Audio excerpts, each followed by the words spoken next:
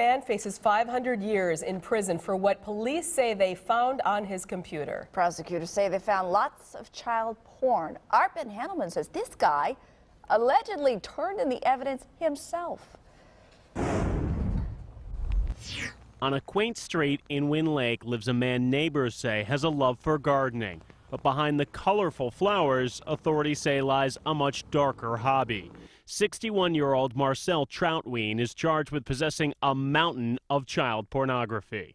The married man caught red-handed after turning over the evidence, not to authorities. He brought in a computer that had failed. But to David Shapiro, owner of DK Systems Computer Center in Oak Creek. We sold him on the new computer, but he wanted to see if we could recover data off of his old computer. Shapiro says Troutween was adamant his old files make it onto the new one, so when the transfer failed halfway through, a technician took a closer look. When we looked in that folder to see what it was, all these thumbnails came up and strange named files, and that was enough, so we didn't want to go any further. Authorities say the computer turned over to them contained almost 1,600 pictures and more than 200 videos of child pornography.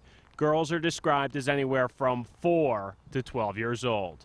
A criminal complaint says when questioned, Troutween admitted the photos were his, saying none were homemade. He told authorities he was, quote, just curious. Troutween, who is out of jail on bond, did not answer his door when we showed up. Neighbors on the street say they are stunned. One calling him a sweet man who just loved working outside, now facing a lifetime behind bars. The images found on the computer were so disturbing, the technician at that computer store asked we not interview him about it. The owner says in his 25 years, he has never found anything like this. They have a policy not to go in the personal files unless it is needed to complete the job they were asked to do. Guys. Okay, Ben, thank you. It is time right now for news and weather together. A final goodbye to the first man on the moon. Today, family, friends.